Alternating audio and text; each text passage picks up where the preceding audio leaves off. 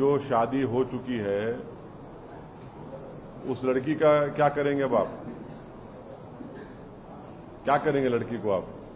कौन देखभाल करेगा उसका?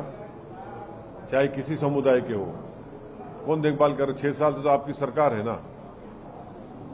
आप 4000 केसेस बुक कर लिए, अभी और 4000 करने का आप बोल रहे हैं, तो फिर क्या करेंगे? फिर कौन देखेगा उसको? उस बच्चे को कौन देखेगा?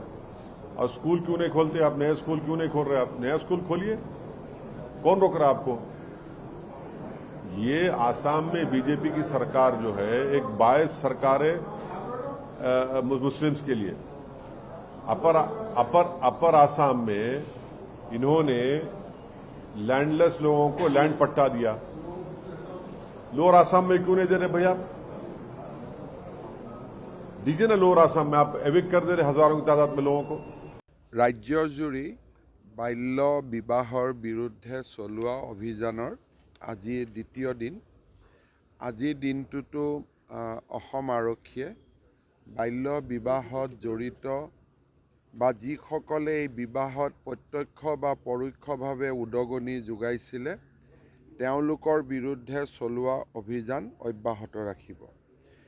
ইতিমধ্যে মই আপোনালোকক জনাইছিলোঁ যে আমি বৰ্তমান 4074টা কেছ ৰেজিষ্টাৰ কৰিছিলোঁ আৰু ইয়াত সৰ্বমুঠ 8134 জন ব্যক্তিক আমি অভিযুক্তৰ শাৰীত ৰাখিছোঁ। ইয়াৰ কিছুমান ব্যক্তি এনেকুৱা আছে যি হয়তো বিবাহত আবদ্ধ হোৱা ব্যক্তিসকলৰ পিতৃ মাতৃ, তেওঁলোকলৈকে চৰকাৰে নটিচ দিব, তেওঁলোকক পোনছাতেই গ্ৰেপ্তাৰ কৰা নহ'ব। যিসকলক আমি গ্ৰেপ্তাৰ কৰিব লাগিব আৰু আদালতলৈকে পঠিয়াব লাগিব, তেনেকুৱা ব্যক্তিৰ সংখ্যা প্ৰায় 3500।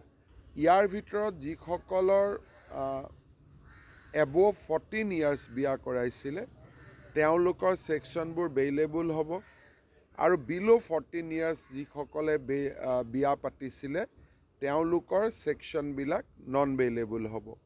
মই সকলোকে এটাই কথা ক'ব খোজোঁ যে 2026 চনৰ বিধানসভা নিৰ্বাচনৰ আগলৈকে এই অভিযান চলি